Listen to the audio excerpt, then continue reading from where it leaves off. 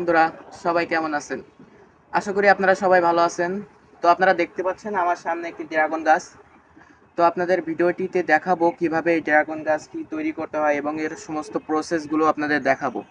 তো এই প্রসেসগুলো দেখতে হলে অবশ্যই আমাকে খেয়াল করতে হবে এবং এটার চাষ সম্পর্কে আপনাদের বুঝতে হবে। তো আমি শখের বসে দেখতে পাচ্ছেন একটি ড্রাগন গাছ লাগিয়েছিলাম আমার ছাদের যে অবশিষ্ট একটি দেয়াল থেকে ওই দেয়ালের মধ্যে।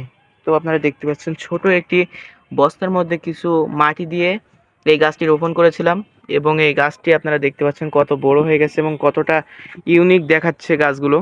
আপনারা দেখতে পাচ্ছেন ইতিমধ্যে কত দূর উঠে গেছে এই গাছগুলো। আপনারা দেখুন, ভালোভাবে দেখুন। তো বন্ধুরা দেখতে পাচ্ছেন ইতিমধ্যে আমাদের গাছের মধ্যে একটি ড্রাগন পেকে গেছে। এই ড্রাগনটি আপনারা ভালোভাবে একটু লক্ষ্য করবেন, ড্রাগনটি কতটা সুন্দর দেখাচ্ছে।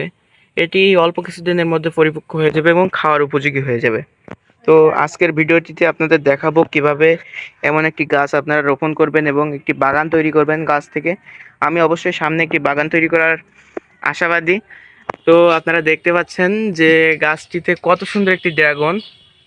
তো বন্ধুরা এবার আসি এটা রোপণ সম্পর্কে। তো এই গাছগুলো আপনারা মার্কেটে পেয়ে যাবেন 30 থেকে 40 টাকা প্রতি পিস দরে। গাছগুলো থাকবে অনেক ছোট ছোট। এগুলো এনে আপনারা ছোট ছোটভাবে শখের বসে যদি চাষ করতে চান সেক্ষেত্রে আপনারা ছাদের টবে বা সাইড দিয়ে দিয়ে ছোট ছোট জমিতে আপনারা চাষ করতে পারেন, যেগুলো থেকে ভালো একটি ফলন পাবেন। এটা থেকে আপনাদের ফলের ড্রাগন ফলের যে ঘাটতিটা থাকে এটা আপনাদের পূরণ হয়ে যাবে। তো বন্ধুরা দেখতে পাচ্ছেন ফলের সাইজটা কিন্তু অমায়িক হয়েছে এবং কিছুদিনের মধ্যে পরিপক্ক হয়ে যাবে।